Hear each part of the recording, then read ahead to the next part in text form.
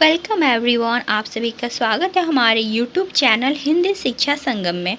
आज मैं आपको उपन्यास का सामान्य परिचय बताऊंगी पॉइंट वाइज। तो चलिए मित्रों, वीडियो की शुरुआत करते हैं।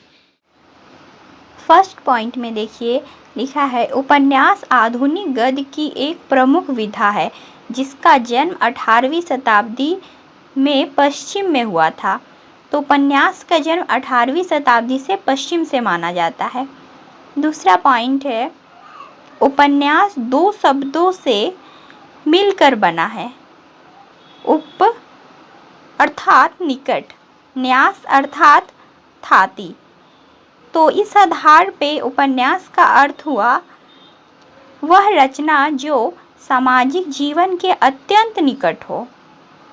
नेक्स्ट पॉइंट है, सामाजिक जीवन के निकट होने के कारण ही उपन्यास को आधुनिक युग का महाकाव्य कहा जाता है। तो ये पूछा जा सकता है एग्जाम में कि आधुनिक युग का महाकाव्य किसे कहा जाता है। तो उपन्यास को क्यों कहा जाता है? क्योंकि यह सामाजिक जीवन के अत्यधिक निकट होता है। नेक्स्ट पॉइंट है, राल्फ फॉक्स ने अपने प्रसिद्ध लेख the novel as an epic, उपन्यास महाकाव्य के रूप में उपन्यास को महाकाव्य के समकक्ष बताया है। नेक्स्ट पॉइंट है, उपन्यास का मूल संबंध यथार्थ से माना जाता है। यथार्थ अर्थात जो वास्तविक है, जो अभी घटित हो रहा है, और इसी अर्थ में यह पारंपरिक आख्यायिकाओं से अलग है। नेक्स्ट पॉइंट है, विभिन्न आलोचकों ने इस यथार्थवादी आग्रह को उपन्यास का सामान्य कथा में भेदक तत्व माना है। ब्रिटिश उपन्यासकार डैनियल डिफो को आधुनिक उपन्यास का जनक कहा जाता है। आधुनिक उपन्यास का जनक डैनियल डिफो को कहा जाता है। नॉवेल को बंगला और हिंदी में उपन्यास, उर्दू में नावल, मराठी में कादम्बरी तथा गुजराती में नवल कथा की संज्ञा प्राप्त है। भारत में उपन्यास की विधा पाश्चात्य साहित्य की देन है, जिसका सबसे पहले प्रभाव बंगला साहित्य पर पड़ा। अंग्रेजी उपन्यासकार हेनरी फिल्डरिंग कृत टॉम जोन्स की तर्ज पर टेकचंद ठाकुर ने आलोलेर घरेर दुलाल 1857 ईस्वी नामक उपन्यास रचना, जिसे कुछ विद्वान प्रथम बंगला उपन्यास भी मानते हैं।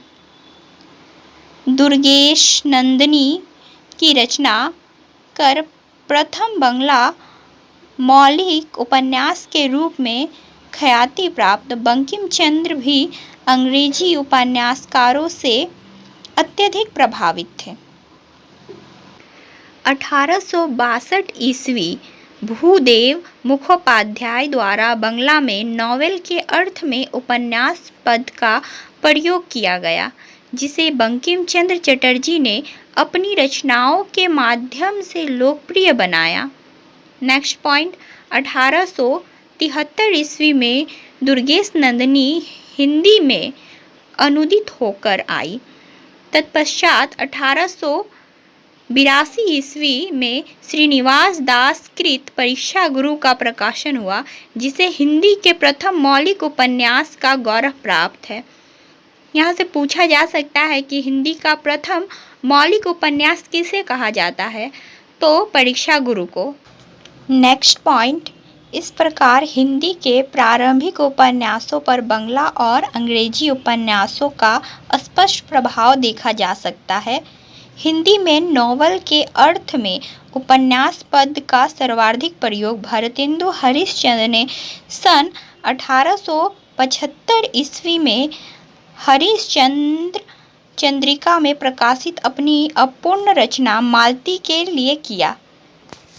नेक्स्ट पॉइंट, भारतेंदु ने ही सर्वप्रथम पूर्ण प्रकाश और चंद्रप्रभा नामक सामाजिक उपन्यास लिखा। इसका मूल उद्देश्य वृद्ध विवाह का दोष एवं महिलाओं की शिक्षा का समर्थन था। इसमें नायिका चंद्रप्रभा का विमेल विवाह वृद्ध ढूंढीराज से होता है। आगे नेक्स्ट पॉइंट, अध्ययन की सुविधा के लिए हिंदी उपन्यास का काल विभाजन स्थूल रूप से प्रेमचंद पूर्व युग, प्रेमचंद युग, प्रेमचंदोत्तर युग तथा स्वतंत्रोत्तर युग के रूप में किया गया है। तो ये था मित्रों संक्षेप में उपन्यास के ऊपर। तो आशा करती हूँ कि आपको यह वीडियो पसंद आए। यदि वीडियो पसंद आए तो वीडियो को लाइक, शेयर और चैनल पे नए हो तो चैनल को सब्सक्राइब करें। तो मिलते हैं अगले वीडियो में, तब तक के लिए धन्यवाद।